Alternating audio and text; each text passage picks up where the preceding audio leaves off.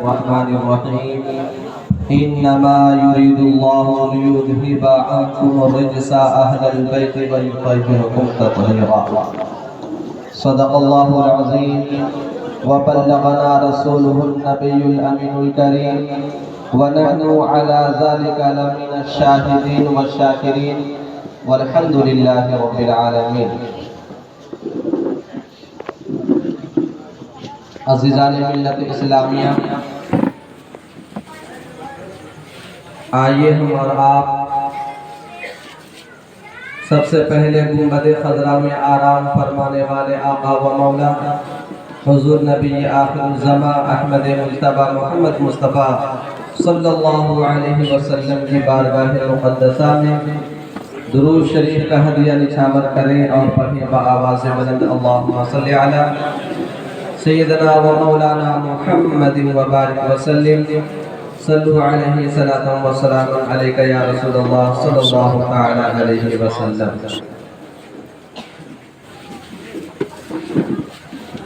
کس زبان سے ہو بیان مدح خوان اہل بیت، کس زبان سے ہو بیان مدح خوان اہل بیت، مدح گوئے مصطفیٰ ہے مدح خوان اہل بیت. جن کی پاکی کا خدائے پاک کرتا ہے بیان،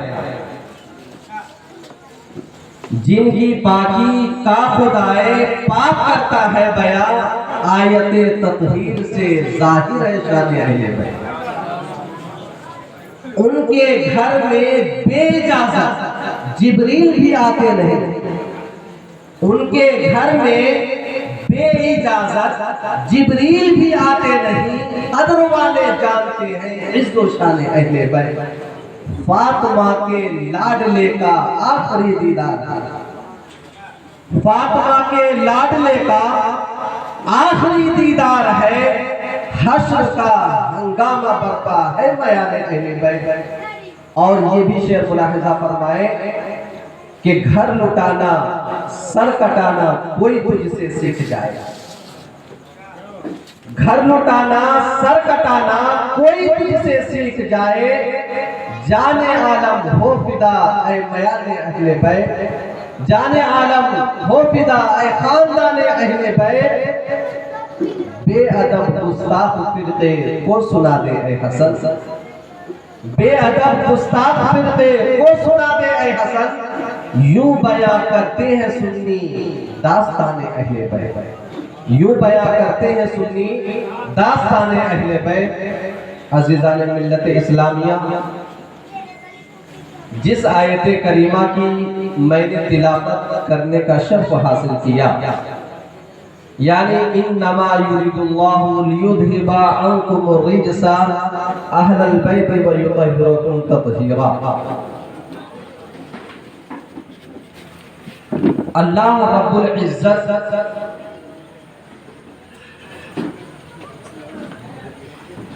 فرماتا ہے کہ اے اہل بیت، یعنی کہ اے نبی کے گھر والوں، اللہ تو یہی چاہتا ہے کہ تم سے ہر ناپاکی کو دور فرما دے اور تمہیں خوب صاف ستھرا کر دے. تو اس آیت کریمہ سے حضور پاک صلی اللہ تعالی علیہ وسلم کے اہل بیت کرام کی عظمت و فضیلت اور ان کے درجات و مراتب کا واضح طور پر بیان ہے، واضح طور پر بیان ہے. عزیزان ملت اسلامیہ،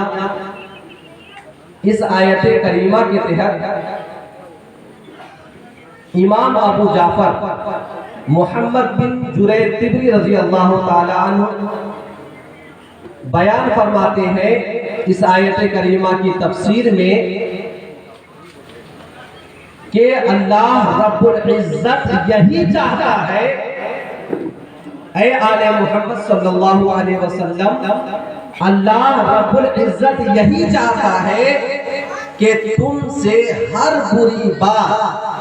ہر بری بات کو دور فرما دے اور تمہیں خوب صاف ستھرا کر دے۔ امام ابن عطیہ فرماتے ہیں کہ اس آیت کریمہ میں جو رجس کا لفظ آیا ہے، یعنی انما یرید اللہ لیذھب عنکم الرجس، جو یہ لفظ رجس آیا ہے اس کا مطلب یعنی یہ لفظ گناہ، عذاب، نجاستوں اور نقائص کے اوپر بولا جاتا ہے، تو اس کا مطلب یہ ہوگا کہ اللہ رب العزت نے اپنے حبیب پاک صلی اللہ علیہ وسلم کے اہل بیت کرام سے تمام چیزوں یعنی عذاب، گناہ، نجاست اور نقائص سے اللہ رب العزت اہل بیت کرام کو پاک فرما دیا ہے، پاک فرما دیا ہے۔ اسی طرح امام زہری فرماتے ہیں کہ رجس کا لفظ ناپسندیدہ چیز کے بارے میں کہا جاتا ہے، یعنی ہر ناپسندیدہ چیز کو کہتے ہیں، خواہ وہ عمل ہو یا غیر عمل۔ تو پھر اس آیت کریمہ کا مطلب یہ ہوگا کہ اللہ رب العزت اپنے حبیب پاک صلی اللہ علیہ وسلم کے اہل بیت کرام سے ہر ناپسندیدہ چیز کو، خواہ وہ عمل ہو یا غیر عمل ہو، ہر چیز کو دور فرما دیا، یعنی ہر ناپسندیدہ چیز سے اہل بیت کو اللہ رب العزت نے پاک فرما دیا۔ عزیزان ملت اسلامیہ، تو ان روایت سے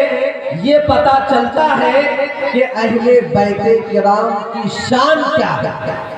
اہل بیت کرام کی شان ہے کہ جن کی پاکی کا خود اللہ رب العزت گواہی دے رہا ہے، تو ان کی شان کا عالم کیا ہوگا۔ عزیزان ملت اسلامیہ، ہمارے معاشرے میں اگر چند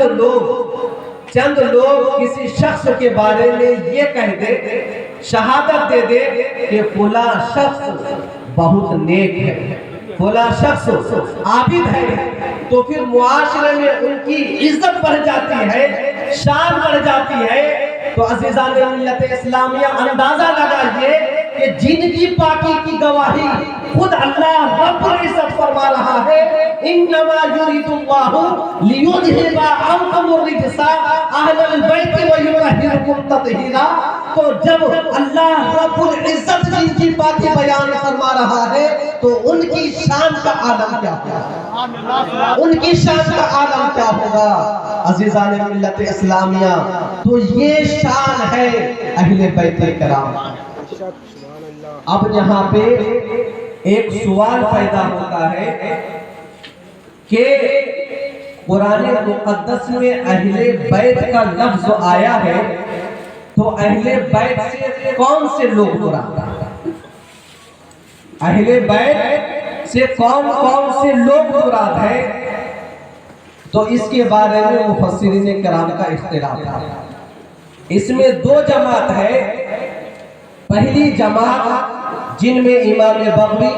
خازن اور صحابی رسول حضرت ابو سعید خدری رضی اللہ تعالی عنہ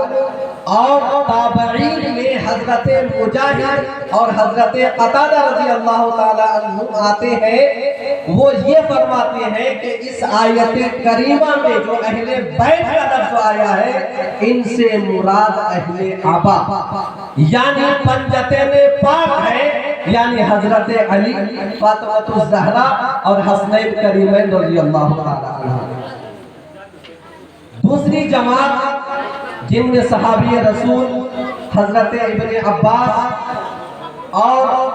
تابعی حضرت اکرمہ رضی اللہ تعالی عنہ آتے ہیں، وہ یہ بیان فرماتے ہیں کہ اس آیت کریمہ میں جو اہل بیت کا لفظ آیا ہے، اس سے مراد امہات المؤمنین رضی اللہ تعالی عنہ ہے، اور وہ فرماتے ہیں کہ قرآن مقدس میں یا ایھا النبی قل ازواجک سے لے کر کے ان اللہ کان لطیفا خبیرا تک امہات المؤمنین کے متعلق مسلسل 7 آیتیں نازل ہوئی ہے، تو پھر بیچ میں کوئی ایسا لفظ کیسے آ جائے گا جن سے مراد پنجتن پاک؟ تو پھر جو لوگ اس سے اہل بیت سے پنجتن پاک مراد لیتے ہیں وہ یہ جواب دیتے ہیں کہ یہ جملہ معترضہ کے طور پر آیا ہے، جو کہ کلام عرب میں عام ہے۔ مطلب یہ کہ کسی کے متعلق گفتگو ہو رہی ہو اور بیچ میں کوئی ایسا جملہ یا کوئی ایسا کلام آ گیا ہو جو کسی اور کے متعلق ہو۔ اور اسی طرح اپنی دلیل میں ایک اور روایت پیش کرتے ہیں کہ حضور پاک صلی اللہ علیہ وسلم جب تشریف لائے تو آپ صلی اللہ علیہ وسلم کے ساتھ حضرت علی، فاطمہ الزہرا رضی اللہ تعالی عنہما، اور اس طرح سے آپ کے ساتھ حضرت حسین اور حضرت حسن رضی اللہ تعالی عنہ موجود تھے، یعنی ہر ایک دوسرے کا ہاتھ پکڑے ہوئے تھا، اور حضور پاک صلی اللہ علیہ وسلم اپنے کاشانہ اقدس میں تشریف لے گئے۔ لے جانے کے بعد حضرت علی و فاطمہ کو قریب بیٹھایا اور پھر حضرت حسنین کریمین رضی اللہ تعالی عنہما کو دونوں ران پر بیٹھایا اور اپنی چادر کو لپیٹ لی اور تمام لوگوں کو اپنے چادر میں لپیٹ لیا، اور پھر یہ آیت کریمہ تلاوت فرمائی، انما یرید اللہ لیذھب عنکم الرجس اہل البیت ویطہرکم تطہیرا۔ اور ایک روایت میں یوں آیا ہے کہ حضور پاک صلی اللہ علیہ وسلم نے فرمایا، انما ہؤلاء اہل بیت فاذھب عنہم الرجس وطہرہم تطہیرا، کہ الہی یہ میرے اہل بیت ہے، تو ان سے ہر ناپاکی کی دور فرما دے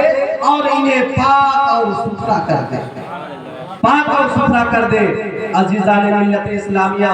روایت میں آتا ہے کہ اس وقت حضرت سلمہ رضی اللہ تعالی عنہ وہاں پہ موجود تھی۔ انہوں نے چاہا کہ وہ بھی حضور پاک صلی اللہ علیہ وسلم کی چادر مبارک میں داخل ہو جائے، تو آپ صلی اللہ علیہ وسلم نے ان سے چادر کو کھینچ لیا اور فرمایا، انکی من ازواج النبی علی خیر، یعنی کہ تم نبی کے ازواج ہو اور بھلائی پر ہو۔ عزیزان ملت اسلامیہ، تو اس طرح سے اس روایت سے بھی معلوم ہوتا ہے کہ اس آیت کریمہ میں اہل بیت سے پنجتن پاک مراد۔ اور اسی طرح آپ نے مختلف علماء کرام سے سنا ہوگا کہ نجران کے عیسائیوں کا ایک وفد حضور پاک صلی اللہ علیہ وسلم سے مناظرہ کرنے کے لیے مدینہ طیبہ آیا۔ مدینہ طیبہ آیا اور حضور پاک صلی اللہ علیہ وسلم سے یہ سوال کیا کہ کیا آپ یہ گمان کرتے ہیں کہ حضرت عیسیٰ علیہ السلام اللہ کے بندے ہیں؟ تو اللہ کے رسول صلی اللہ علیہ وسلم فرماتے ہیں کہ میں گمان ہی نہیں کرتا بلکہ میں یقین رکھتا ہوں کہ حضرت عیسیٰ اللہ کے بندے اور اس کے رسول ہیں، اس کے کلیمے ہیں جو کنواری مریم کی جانب نکاح کیے گئے۔ حضور پاک صلی اللہ علیہ وسلم کا یہ جواب سن کر عیسائی غصے میں آ گیا، اس کے چہرے کا رنگ بدل گیا اور پھر کہنے لگا کہ اے محمد صلی اللہ علیہ وسلم، کیا آپ نے دنیا میں کوئی ایسا انسان دیکھا ہے جو بغیر باپ کے پیدا کیے گئے؟ اور اس سے ان لوگوں کا مطلب یہ تھا معاذ اللہ کہ حضرت عیسیٰ اللہ کے بیٹے تھے، اللہ کے بیٹے ہیں۔ تو حضور پاک صلی اللہ علیہ وسلم نے فرمایا کہ اللہ رب العزت نے حضرت عیسیٰ علیہ السلام کو تو صرف بغیر باپ کے ہی پیدا کیے، لیکن اللہ رب العزت نے حضرت آدم علیہ السلام کو بغیر ماں باپ کے پیدا فرمایا۔ تو جب تم لوگ حضرت آدم علیہ السلام کو اللہ کا بندہ مانتے ہو تو حضرت عیسیٰ کو اللہ کا بندہ ماننے میں کیا تعجب کی بات ہے؟ کیا تعجب کی بات ہے؟ اس طرح حضور پاک صلی اللہ علیہ وسلم اور عیسائیوں کے درمیان مناظرہ ہوتا رہا اور عیسائی لوگ برابر جھگڑتے رہے اور اپنی معاندانہ روش پر قائم رہے۔ تو پھر اللہ رب العزت نے قرآن مقدس میں آیت کریمہ نازل فرمائی، فَمَنْ حَاجَّكَ فِيهِ مِنْ بَعْدِ مَا جَاءَكَ مِنَ الْعِلْمِ فَقُلْ تَعَالَوْا نَدْعُ أَبْنَاءَنَا وَأَبْنَاءَكُمْ وَنِسَاءَنَا وَنِسَاءَكُمْ وَأَنفُسَنَا وَأَنفُسَكُمْ ثُمَّ نَبْتَهِلْ فَنَجْعَلْ لَعْنَتَ اللَّهِ عَلَى الْكَاذِبِينَ۔ یعنی کہ اے پیارے حبیب صلی اللہ علیہ وسلم، جو لوگ آپ سے حضرت عیسیٰ علیہ السلام کے بارے میں، جو حضرت عیسیٰ کے بارے میں جھگڑتے ہیں، بات اس کے کہ آپ کے پاس علم آ چکا ہے تو ان کو آپ مباہلہ کی دعوت دے دیجئے اور ان سے کہیں کہ تم اپنے بیٹوں کے ساتھ حاضر ہو جاؤ، میں بھی اپنے بیٹوں کے ساتھ حاضر ہوتا ہوں، تم اپنی عورتوں کے ساتھ حاضر ہو جاؤ، میں بھی اپنی عورتوں کے ساتھ حاضر ہوتا ہوں، تم خود بھی آؤ اور میں خود بھی آتا ہوں، اور دونوں کے درمیان مباہلہ ہوگا، جو حق پر ہوگا وہ اس پر اللہ رب العزت کا کرم ہوگا اور جو ناحق ہوگا اس پر اللہ رب العزت کی لعنت اترے گی۔ اس طرح اللہ رب العزت کے فرمان کے مطابق حضور پاک صلی اللہ علیہ وسلم عیسائیوں کے پاس گئے، جانے کے بعد آپ نے ان سے مباہلہ کی دعوت دی، اللہ کے حکم کے مطابق آپ نے مباہلہ کی دعوت دی اور پھر یہ آیت کریمہ پڑھ کر سنائی۔ اس کے بعد عیسائیوں نے کہا کہ ہمیں ایک دن کا وقت دیجیے، ہم آپس میں مشورہ کر کے ہم آپ کو کل بتا دیں گے۔ اس طرح سارے عیسائی ایک جگہ جمع ہو گئے، جمع ہونے کے بعد اس نے اپنے سب سے بڑے پادری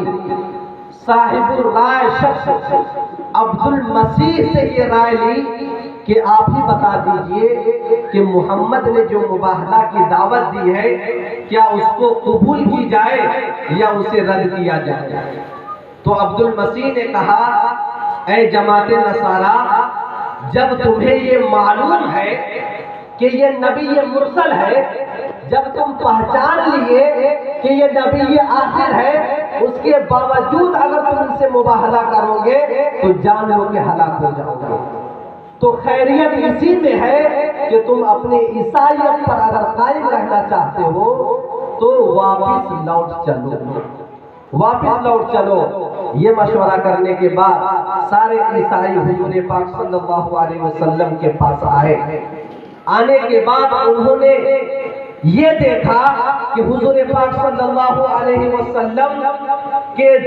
پیچھے حضرت علی اور حضرت فاطمہ الزہرا رضی اللہ تعالیٰ عنہما ہے، اور آپ کے دونوں ران پہ حضرت امام حسین اور حضرت امام حسن رضی اللہ تعالیٰ عنہما ہے، اور اس طرح آپ صلی اللہ علیہ وسلم یہ فرما رہے ہیں کہ میں جب جو دعا کروں اس پر تم لوگ آمین کہنا۔ جب عبد المسیح نے ان حضرات کو دیکھا تو بساختہ یہ پکار اٹھا کہ اے جماعت نصارہ، انی لا ارى وجوہا لو سألوا اللہ ان یزیل جبلا من مکانہ العزالہ۔ اے جماعت نصارہ، میں ایسے چہروں کو دیکھ رہا ہوں کہ جو اگر اللہ رب العزت سے دعا کرے کہ پہاڑ ہٹ جائے تو اللہ رب العزت اس پہاڑ کو بھی اپنی جگہ سے دوسری جگہ ہٹا دے۔ اے جماعت نصارہ، اگر تم ان سے مباہلہ کرو گے تو جان لو کہ تم ناکام و نامراد ہو جاؤ گے اور تم پر اللہ رب العزت کا عذاب نازل ہوگا۔ خیریت اسی میں ہے کہ تم اس سے باز آ جاؤ اور جزیہ دینے کے لیے تیار ہو جاؤ۔ عزیزان ملت اسلامیہ، تو اس زمانے میں بھی اسلام کے مخالف موجود تھے اور آج بھی اسلام کے مخالف موجود ہیں۔ کبھی شریعت پر حملہ کرتے ہیں، کبھی قرآن پر حملہ کرتے ہیں۔ عزیزان ملت اسلامیہ،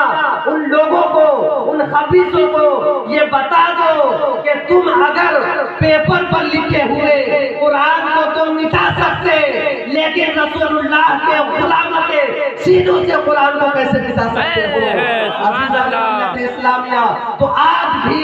ایسے خبیث لوگ موجود ہیں جو ہمارے عبادت گاہوں پر حملہ کرتے ہیں، جو ہمارے شریعت پر حملہ کرتے ہیں۔ عزیزان ملت اسلامیہ، ان سے گھبرانے اور خوفزدہ ہونے کی ضرورت نہیں ہے، کیونکہ اللہ رب العزت خود قرآن کی حفاظت کرنے والا ہے۔ تو جس کی حفاظت خود اللہ رب العزت کرنے والا ہے، دنیا کی کوئی ایسی طاقت نہیں ہے جو اسے مٹا سکے۔ عزیزان ملت اسلامیہ، تو میں یہ عرض کر رہا تھا کہ عیسائی کسی بھی صورت سے حضور پاک صلی اللہ علیہ وسلم سے مباہلہ کرنے کے لیے تیار نہ ہوا،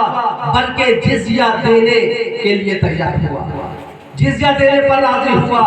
پھر حضور پاک صلی اللہ علیہ وسلم فرماتے ہیں کہ قسم خدا کی